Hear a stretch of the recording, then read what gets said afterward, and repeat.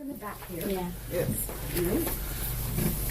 So, Jillian, thank you very much for giving me the opportunity to come today and to meet your group. You're wonderful and friendly, and it was exciting this morning as well. So all kinds of things wrapped up into one event. So what I'm going to do is tell you just a little bit of background about myself, why I decided to start Comfort Care, a little bit about Comfort Care, and then I just want to talk a little bit about something that we all are going to face probably at some time, and that is having loved ones who we're starting to think might need some kind of help in the home. And as I have gone only 9 months into this business, I did anticipate how complicated a business it was from a personal level, but I didn't anticipate it fully. And so I just want to share a little bit about that with you and tell you about one of my clients that I feel is the perfect case of someone that we have helped bring back to the quality of life that she's used to living. So that was a long introduction, so let me just start.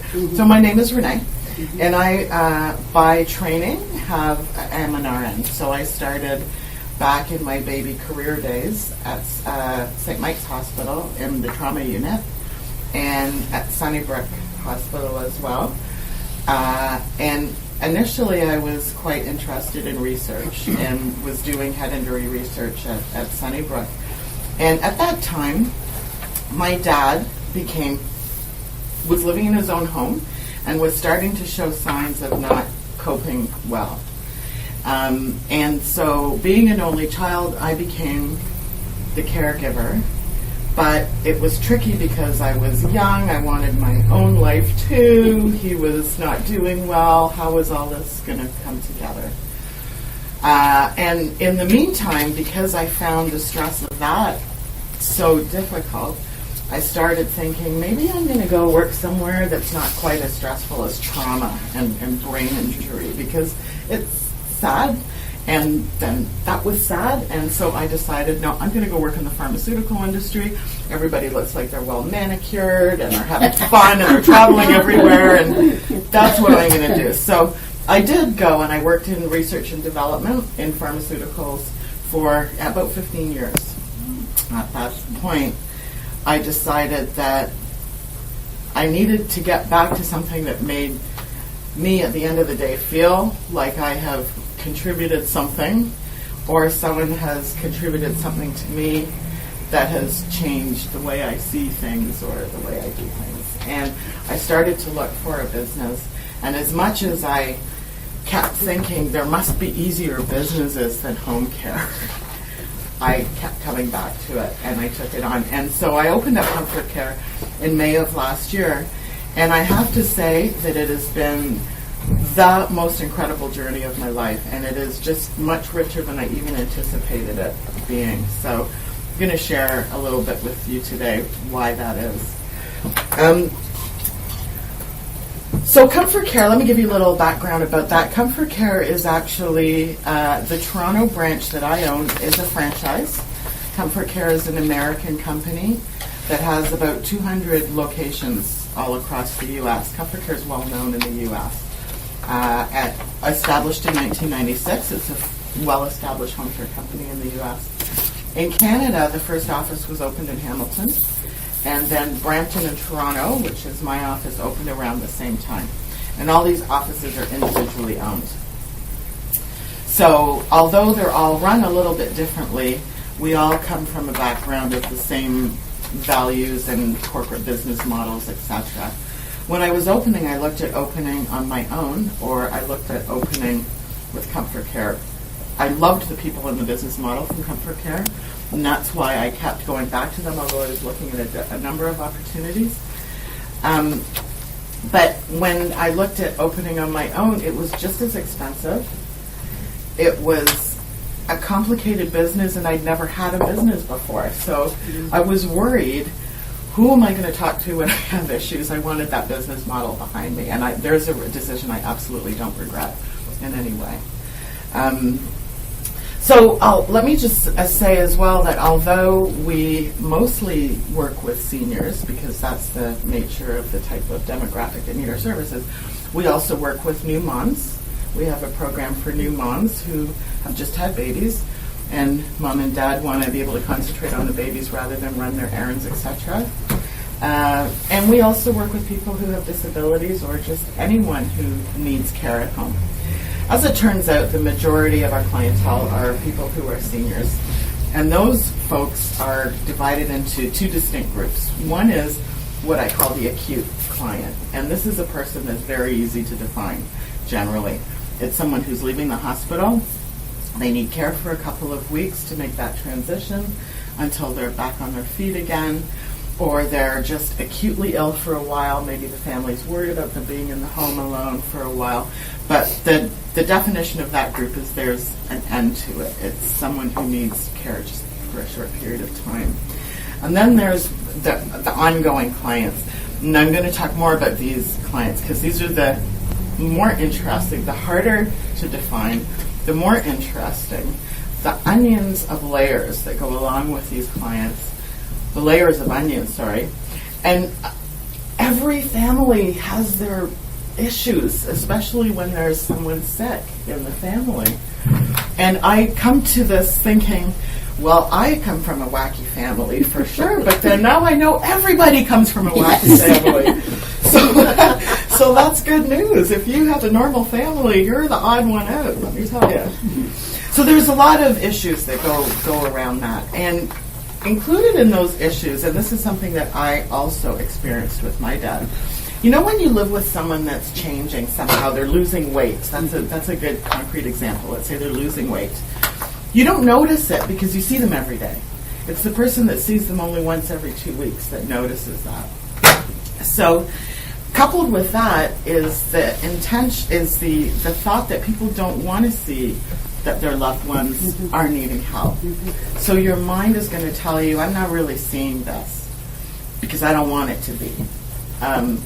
So what I'm going to propose to you is that there's a few concrete steps that people can look for if they think that someone in their lives, their friend or their spouse or family member is needing help in the home. And the number one sign has to do with nutrition. Number one sign is weight loss. You'll find that the person is losing weight pretty quickly. You'll find that there's stale food in the fridge, and things aren't being thrown out when the produce needs to be thrown out. It looks like my fridge too, I think. And also you might notice that people don't have the desire to cook anymore. So they may be telling you that they're cooking, but you can see that really they're not. So that nutrition is number one. Number two. That's right, no. Yeah, I was going to say, I think I need my own services. Grooming is the second one. So you'll see, particularly for men, they'll be all of a sudden unshaven. Or for women, and what you're looking for is the change. So for women, the woman who's used to having manicures, pedicures, keeping a certain style about her, all of a sudden you'll see that change. Or you'll notice odors, maybe from incontinence or any kind of body odor. That's a sign. Also, upkeep of the home. You'll start to see mail piling up. That's a huge sign. When people aren't dealing with their mail, you'll start to see that cleaning becomes something that nobody is doing. And that's pretty easy to see. Not taking care of the garden anymore. If there's any kind of yard work to be done, that will go. But I think the most disturbing is the withdrawal from social activities.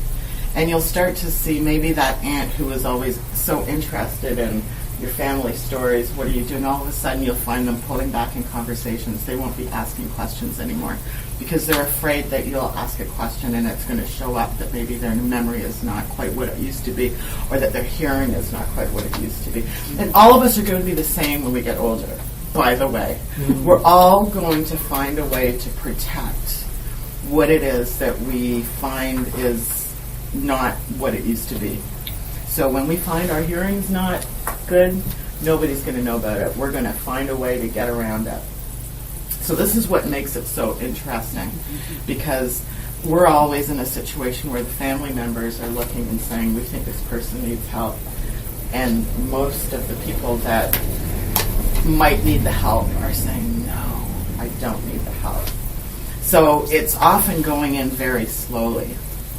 And just also let me give you one other way to look at it. And I think that this is also important to think about. The first thing when you see that the family, a loved one, etc., you identify that they need help. There's 3 areas you need to think about. One is safety. So how are they doing at home? Is there any modifications that could be done in the home? Do they need to be perhaps moved to a long-term care? None of these things are happening overnight. These are just things that are on the plate. The second thing is medical. Are the drugs okay? Are they taking their drugs? Is there any devices that you need in the home? I go out to homes when we're opening up cases, and one of the things I do is reconcile any medications that are home to make sure that people are taking their medications appropriately, that they have. And this is the one area that just, I can't believe it. It's not the norm for people to be taking their medications properly. And I have found the pet medications in there with what old cat medications in with the medications that the person is taking. So this is an important piece to sort out. So I won't go on about that because I could go on about that for a long time. So that's safety, the medication. Yeah. What did happen to us?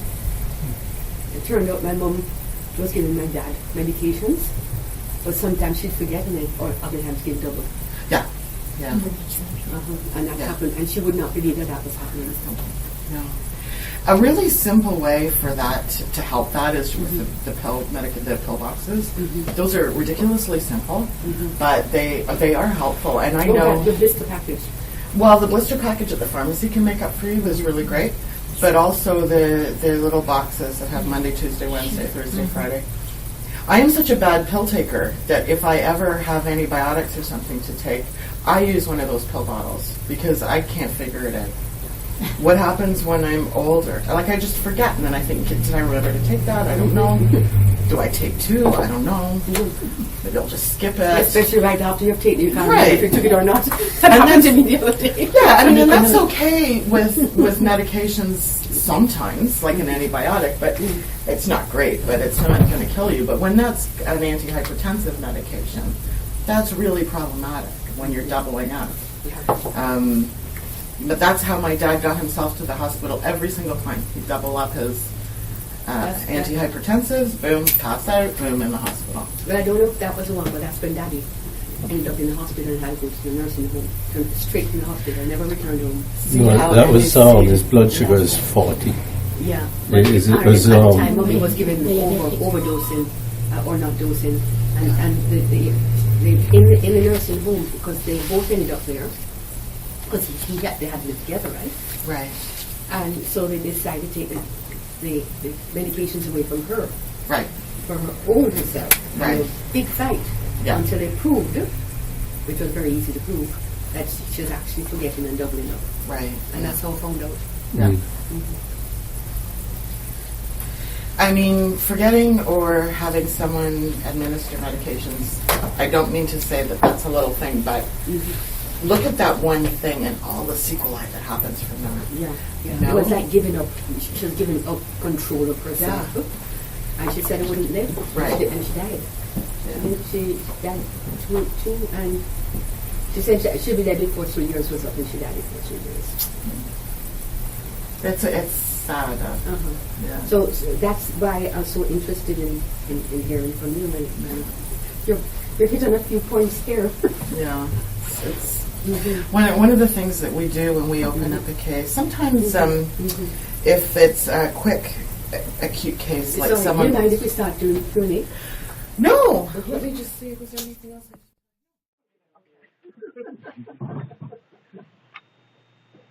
Yeah. I don't know what the rest of you, but it's really something you have to. I think it's early rather than later. Well, there's a couple of things. One thing is that as families, this isn't something we want to talk about. Period. We don't want to talk about where do our organs go if we get into an accident. We don't want to talk about do we want home care, what our end of life wishes are. Those are hot spots that nobody wants to talk about. Yeah, and wills and Will, so yeah, that's another one. State planning.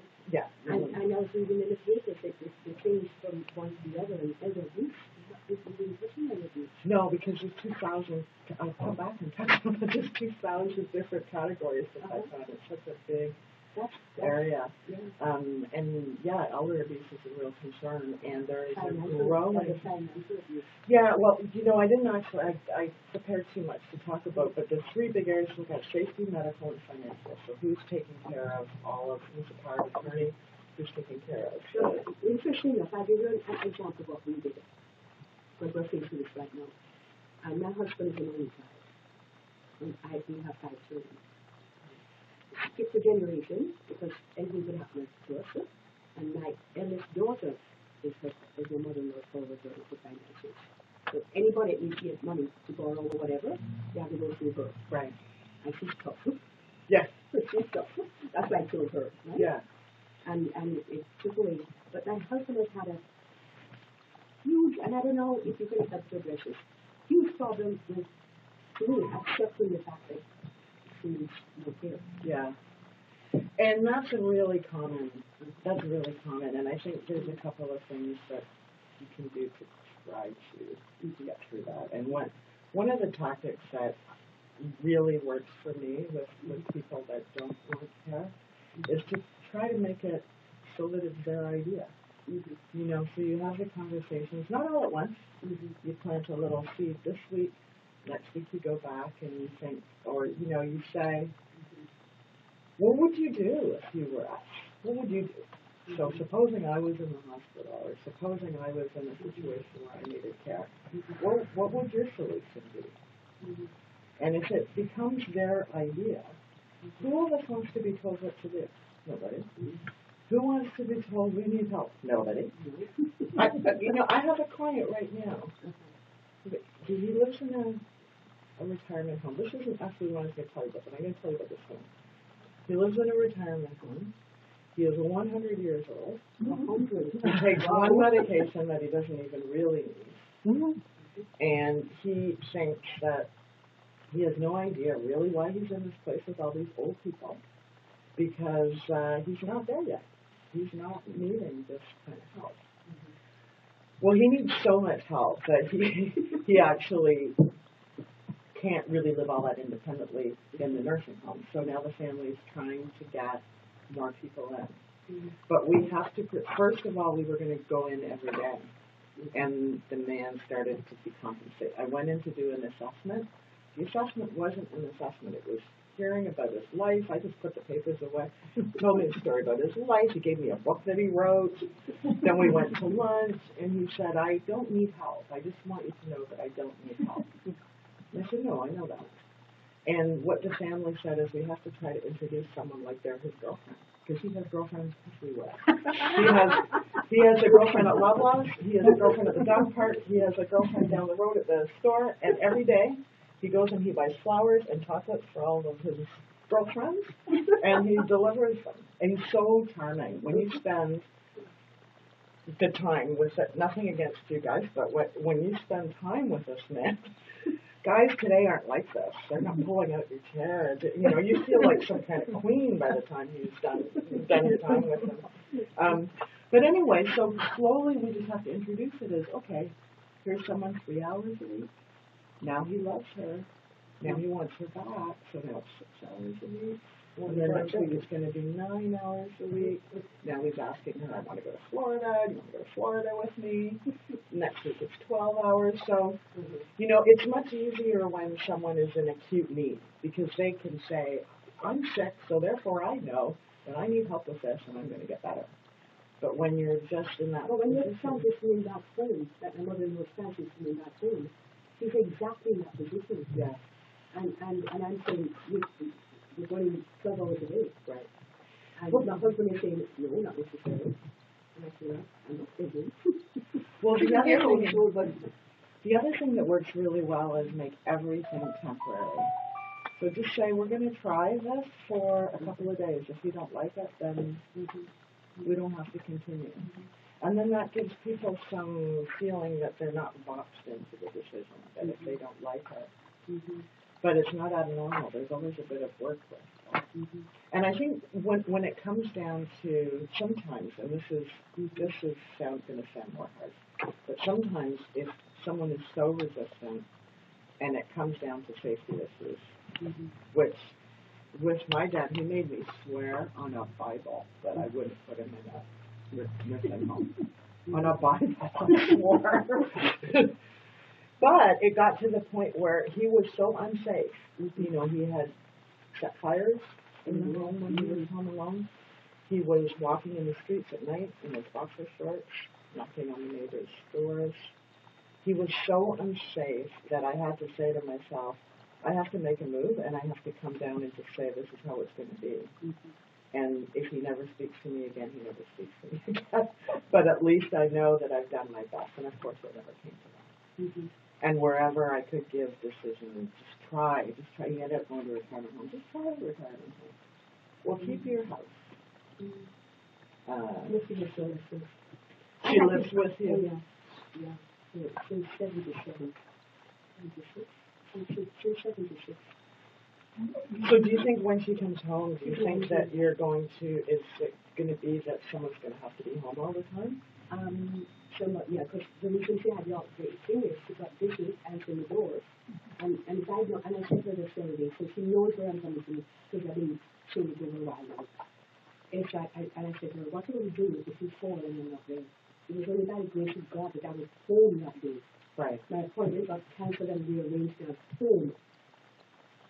None of us ever go all on the head of her, you know? It was, have you thought of getting a button for her? Yeah. But getting a perfect face to feel healthy. Anyway, Stone, I think you had that question that you wanted to ask me. Oh, yeah, I do feel the franchise is a better way to run a successful business. Because you started to join the franchise. Yeah. I think it depends on the business, though. I'm not sure. But for home care, I really did feel that, because when I looked at the amount, like, first of all, let's just look at the investment, okay? When you look at the amount of money that you would have to put into marketing materials and also into, you know, in healthcare you need systems for putting care plans and your invoicing systems and that makes if you run the scoreboard what you're good at, right? So use the brand, you save a lot of time to get the trust, the reputation from the public, right? And this is get time. Yeah, I mean, I think that's one thing as well. Also with a franchise system, I mean, you're saying, okay, I'm only 9 months in business and I have all this stuff. Well, I had these like the third week I was in business because everything's set up, right? You just have to go in. I mean, I designed it in terms of I liked this picture and I messed with the words and stuff like that. But for the most part, and all of us in Canada wanted all of our addresses on the box so that people can see. Maybe the other offices are owned by other people, but you can see, you know, you have someone in Brampton. It makes sense. So we did talking about that, you know, as your customers knocking on doors at businesses, you have an office and it's right on here. But my office is my home, and I don't want to put my home address there. No. And papers. I used to work from home. I never put that. And people are saying that, like, well, how do I know where you need a physical address? So I have a solution. But it's not true. I have a solution, and I'm going to start it, and it's going to come where we're going to have a center where a business can have an address. Like mailboxes. But only it's part of a bigger thing. Mailboxes are just there, you know, for everything about the mail. But we have conferences like this and or you say that for the virtual office. In some buildings that good look, they have furniture and room there. Yeah. What you need to do is register account, and when you need to make an appointment, they arrange a space for you. yeah. That's a meeting room. And That's a meeting room. And downtown Toronto is very, very expensive. Oh, Right, there's one. So I want to go in my riding here. that's cheap. What do you mean by including work? I want to move there if it's $700. Yeah, for 1 day. It's $700 a month. The last time it was a year. For an office? Yeah. No, No. it's a virtual office. Oh, yeah, the virtual office. Yeah, virtual Yeah. office. Oh, no, virtual office, no. I was going to say, where's the No, virtual. And that's what I'm proposing. Yeah. It's a hat. So I'm just doing a straw survey right here. Would that be of interest to anybody here? Depends on your target market. The target here is maybe okay. But because the address involves a lot of things. First one is you can put a business card, right? Then client find you. Another one is if your address over there is used for mail purpose, right? Yeah. Sometimes you see package, right? Packages that too. If the location close to your home is okay, because it's convenient for you, you pick up your mail, right? Yeah. And the other things we're going to have, like Sam was talking about, where he hired a contractor to answer the phone and do all the customer service. We're going to have that as part of it. In other words, the whole package of running a business. Yeah. Yeah. I want to remember In fact, telephone system is not the one. It can be virtual because suppose it's a small company and you don't have office, doesn't matter. You can have a virtual PBX. That means that's main number, right? Like a 416, something like that. And when somebody call, you hear a greeting, just calling a company name, and then it call a person A or B or C. That's a 1, 2, 3 or extension number. You have the system. The monthly very low. I have used before, it's okay. So when call the extension number, it will forward a call for cell phone. It can be anywhere. Yeah, You there's don't need lots of office. technology is so wonderful. Yeah. But there are little gaps. For instance, I'm in home parties and presentations, both legal shield and the tech world. You're expected to have eventually your own home. And you still have to. But I don't have parties anymore in my own home. It's just not convenient. It's just not. And furthermore, I don't even want to go and do parties because of physical restrictions, lifting and stuff like that. I can't do it. I'm not even driving. So therefore, this is why I was thinking of. I had always wanted something like that. And Because and if you also have make it good for home-based businesses, to multi-level people that need a place. You know what, Jillian? If you could make that type of business that was affordable, I think it would go a long way. I looked into those kinds of companies when I was starting because I thought that would be great if I didn't have to pay downtown Toronto rent prices. But it's very expensive. I mean, True College, where my office is a little secret downtown. I swear. I mean, the reason that often rents there are decent is because there's no air conditioning. It's got the oldest elevator in Toronto. You've got to bring a buzzer. Some guy comes and takes you up in the elevator. That it's not even really accessible. Who has a healthcare company in a building that's not accessible? Me. But none of the clients are so. But the average price I was looking at was like $700, like for an office in there. Plus the person that answers your phones. Every time you book a conference room, it costs you another amount. And so by the time you add it all up, it was going to cost $700, $800 a month. Well, and I couldn't afford that. So I want something much more affordable. Because I'm looking at it from my perspective as well. I couldn't afford that. So sometimes it's called street office. Some people street office because the pricing has to be looked at as well too, because it's not really reasonable. Because there are overheads to pay for mortgage. But I think the first thing you need to maybe if you don't do business alone, right?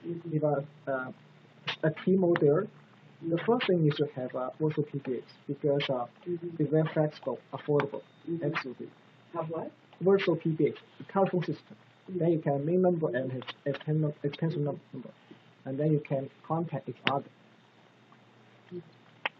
So even though you don't have office, but if somebody call, you can easily organize who pick up the phone. For example, for business, press 1. Or for something, press 2. Is your organization. I have a question to ask now. Go ahead. Then you come back. So, and this moment we're going to be on, right? And it's the crime of the century. Okay. So this is a book for you. Oh. And it's it's written by Canadians, and so it's Canadian content that's in here. Okay. And the crime of the century is identity. And it's true, and it's one of the things that I do as well. You know, but anyway, that book is for you. Great. Okay. Thank you so much. You're And welcome. thank you for inviting me to come and speak. Oh, I'm so glad you came. I don't know. Is there still catalog? And with your experience, It's still this catalog? has also worked well Or just for the part of patients the around you. sample? So thank you everyone for coming this morning and participating. And remember, the next breakfast is March the 22nd. And it's not going to be here. Okay.